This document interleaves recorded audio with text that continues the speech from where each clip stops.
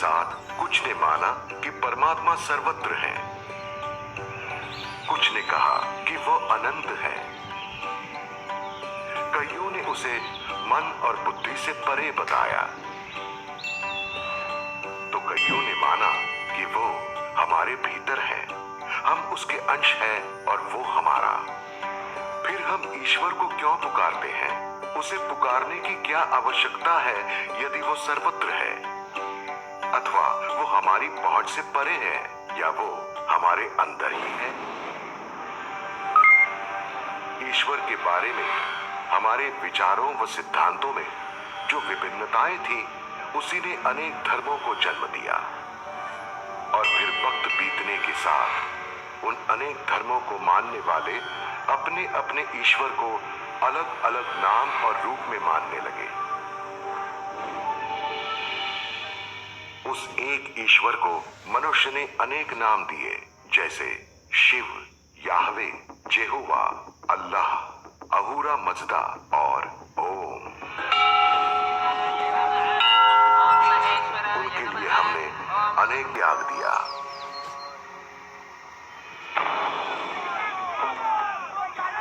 फिर हमारे बीच इतने मतभेद क्यों हैं, जबकि हम में से अधिकांश एक ईश्वर की सत्ता में आस्था रखते हैं?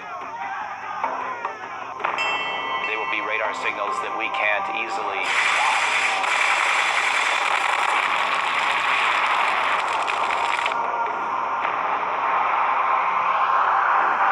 Moscow, the advanced S-300. हम आज इतना भेद क्यों देखते हैं? चाहे हिंदू, यहूदी, ईसाई, मुस्लिम, बौद्धी और अन्य, समय के साथ साथ सभी धर्मों के बीच ईश्वर के सत्य स्वरूप को लेकर मतभेद गहराते चले आए हैं। कोई भी उनके शाश्वत गुणों, शक्तियों और क्षमताओं के प्रति एकमत नहीं है।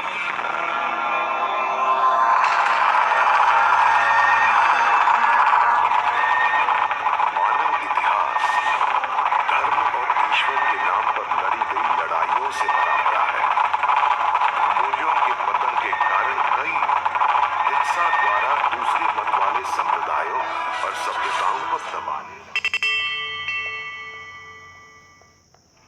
ईसाई क्रूसेड्स, सिकंदर युद्ध अभियान, मंगोल युद्ध अभियान आदि कुछ ऐसे प्रमुख ऐतिहासिक उदाहरण हैं।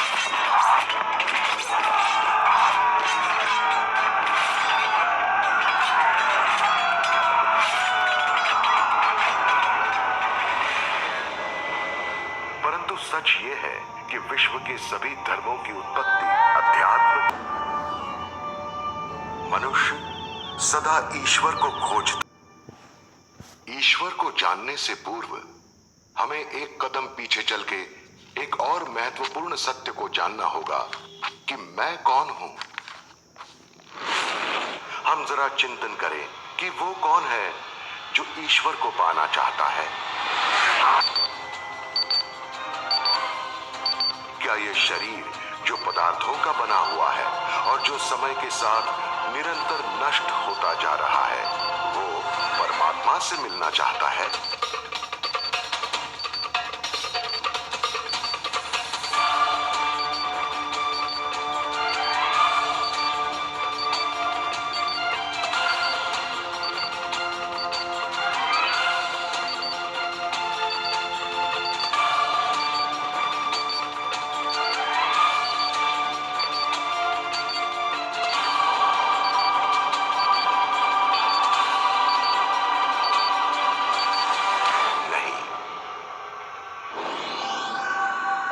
ये शरीर तो केवल अहमेन्तं पुरुषं महान्त आदित्य वर्णात्तं सह परस्तात् तमेव विदित्वाति मृत्युमेति नान्यः पंथा विद्यते यनाय। हे अमृत के पुत्रों, सुनो, हे दिव्य धाम को प्राप्त कर लिया है।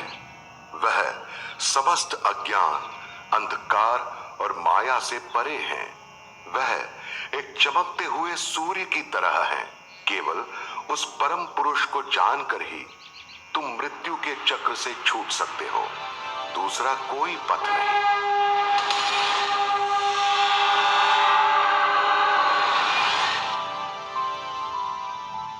इसलिए ईश्वरीय ज्ञान से स्वयं को हद के दैहिक स्मृति से परे करके एक अविनाशी आत्मा समझ आनंद के सागर की संतान की स्मृति से उस परम दिव्य सत्ता का अनुभव कर सकते हैं।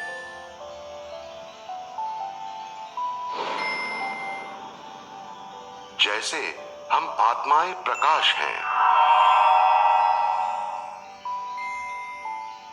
हमारे परम पिता भी एक दिव्य प्रकाश हैं।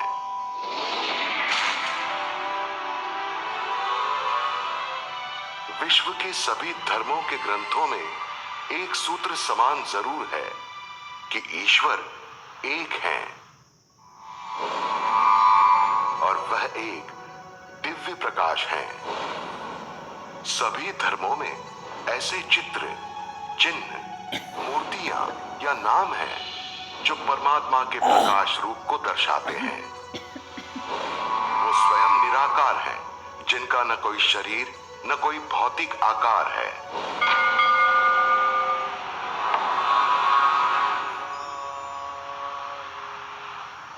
हिंदू ईश्वर को एक अंडाकार शिला के रूप में पूजते हैं, जिसे शिवलिंग या ज्योतिर्लिंग कहते हैं, अर्थात ज्योति स्वरूप। सारे भारतवर्ष में उत्तर के कश्मीर से लेकर दक्षिण में कन्याकुमारी तक परमात्मा के ऐसे प्रतिरूप पाए जाते हैं।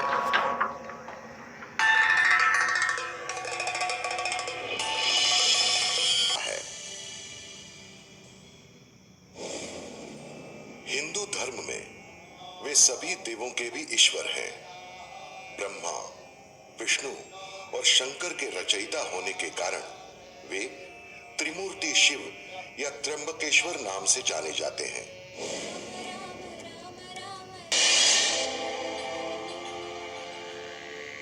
परंतु सच्चाई यह है कि वे इस भौतिक जगत से परे हैं।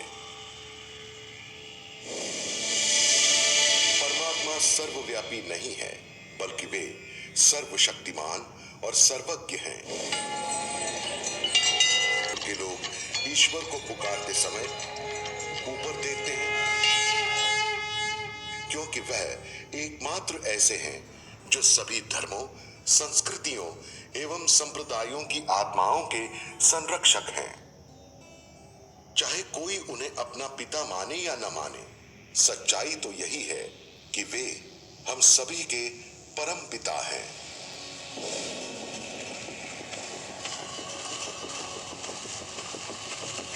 मनुष्य के रूप में हम इस पंच तत्वों से बने भौतिक संसार में रहते हैं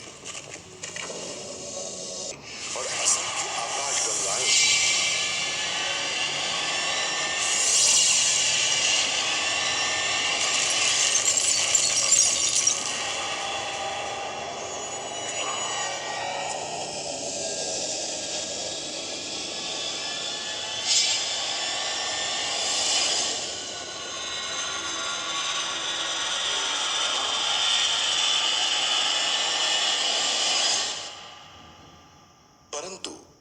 ब्रह्मांड से पार परमात्मा का वास्तविक धाम समय और अंतरिक्ष से परे है, दूरी और द्रव्यमान की भौतिक माप से भी परे।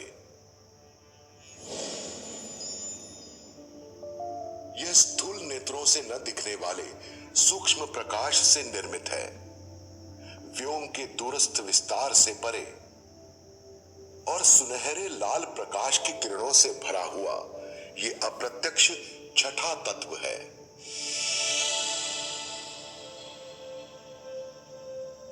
यही हम आत्माओं का धाम है, जिसे ब्रह्मलोक या परम धाम कहते हैं। यहां हम आत्माएं संपूर्ण शांति की अवस्था में निवास करती हैं। ये शांति की दुनिया है और हमारा प्यारा घर भी।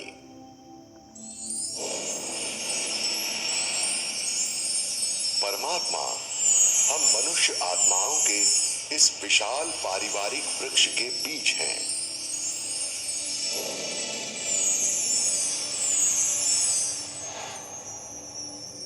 वे सागर हैं ज्ञान, पवित्रता, शांति, प्रेम, सुख, आनंद और शक्तियों के।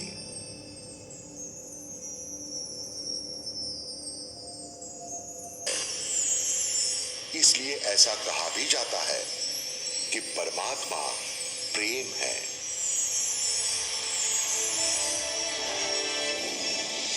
हमारे पिता परमात्मा वे भी इस भौतिक जगत में अवतरित होते हैं।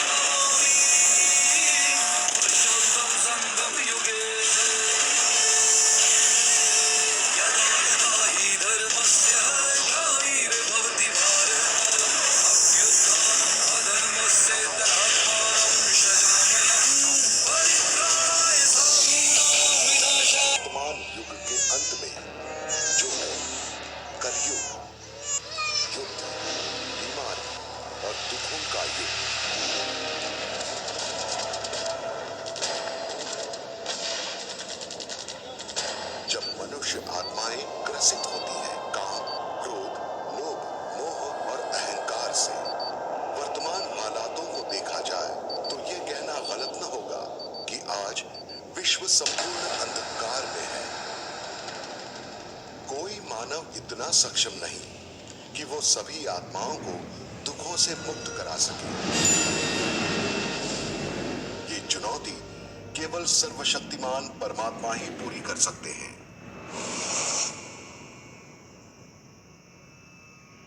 इसी वजह से विश्व के अनेक धर्मों में उन्हें मुक्तिदाता मान याद करते हैं।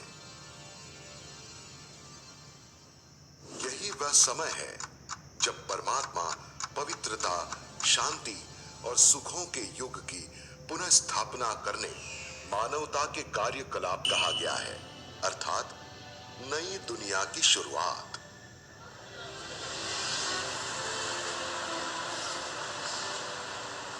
प्रकृति के नियमानुसार हम आत्माएं बिना शरीर के कुछ भी नहीं कर सकती।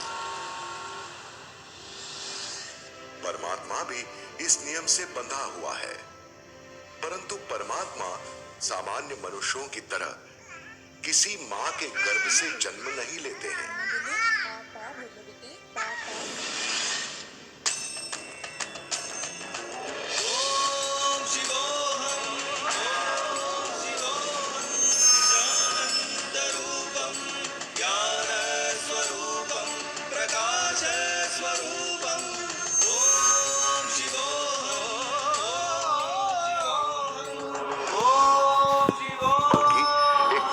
मानवीय तन का आधार ले अवतरित होकर अपना दिव्य कर्तव्य करते हैं और उनका नाम प्रजापिता ब्रह्मा रखते हैं।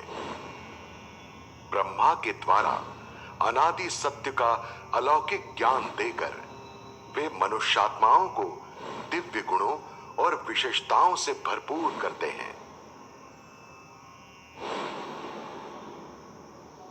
वे एक शिक्षक के रूप में हमें मानव इतिहास के रहस्यों को युगों की एक चक्रीय व्यवस्था, निर्माण एवं विध्वंस के रूप में दर्शाते हैं।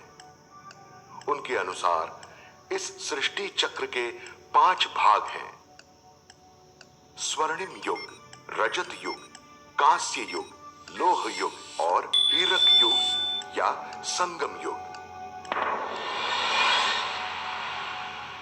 मानव इतिहास एक उतरती हुई सीढ़ी की तरह है। आदि में स्वर्णिम युग में दिव्य पवित्र आत्माएं सभ्य संस्कृति में एकता के साथ रहती हैं। त्रेता युग में सभ्यता फैलने के साथ धीरे धीरे दिव्य नैतिकता का पतन होने लगता है। द्वापर युग में एकता और मूल्य लुप्त होने आरंभ हो जाते हैं और कलयुग में लगभग पूर्णतः समाप्त हो जाते हैं। फिर संगम युग में स्वयं परमात्मा एक बार फिर दिव्य गुणों द्वारा मनुष्यात्माओं का पुनरुद्धार करते हैं। बच्चों को याद रहती है।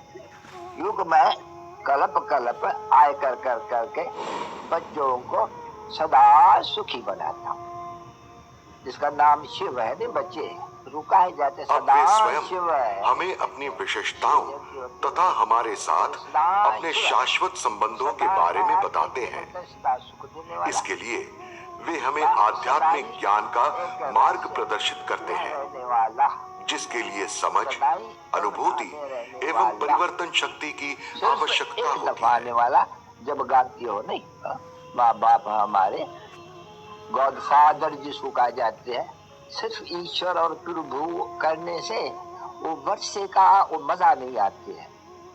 फादर कहने से वो फादर शिक्षक नहीं है। हमें father आश्वस्त करते हैं कि यदि हम एकांत में स्थिर रहना सीख लें तो हमारा मन सहयोगी और बुद्धि दिव्य होने लगेगी, जिससे प्राप्त दिव्य अंतर्दृष्टि हमें जीवन यात्रा में आगे बढ़ाएगी। जानते हो कि अभी परम पिता परमात्मा कल्प पहले माफिक के इस द्वारा सारे ब्रह्मांड और सृष्टि के आदि मध्य अंत का ज्ञान सुनाए रहे हैं, जो कोई भी सुनाए न सकेंगे। सा सा नि दा नि सा सा दा नि सा म गा सा गा गा म मा। इस ज्ञान से ही हम स्वयं का परमात्मा से एक प्रेम पूर्ण संपर्क स्थापित कर सकते हैं। ये शक्तिशाली विधि जिसके द्वारा हम परमात्मा से संबद्ध होते हैं, राजयोग कहलाती है।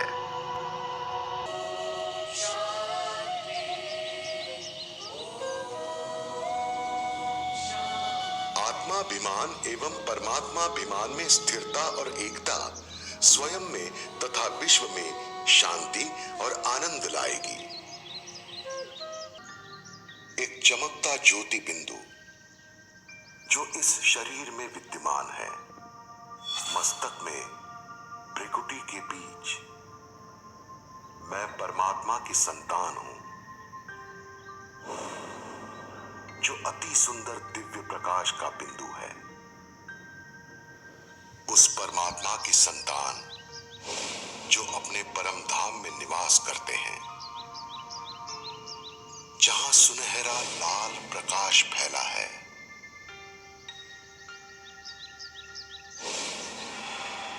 मैं भी इस शांति धाम की रहवासी हूं।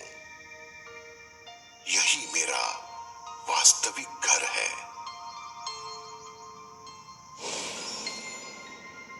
परमपिता परमात्मा बेहद कल्याणकारी है।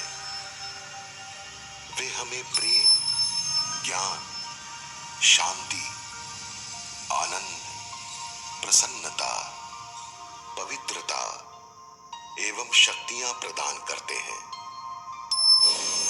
मेरे मुक्तिदाता हैं।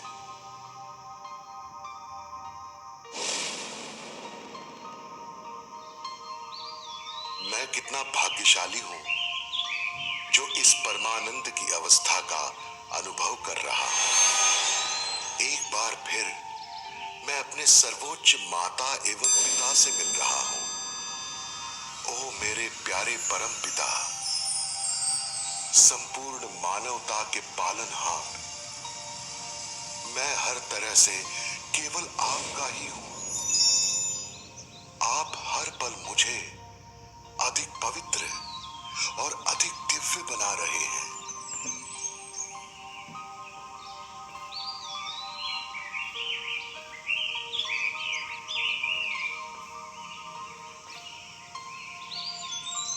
आप मुझे वो शांति और संपन्नता दे रहे हैं जिसकी कोई गणना नहीं। मुझे जो ज्ञान दिया है तथा जो स्वास्थ्य और सुख दिया है, उन सभी के लिए मैं आपके प्रति सर्वदा कृतज्ञ रहूंगा।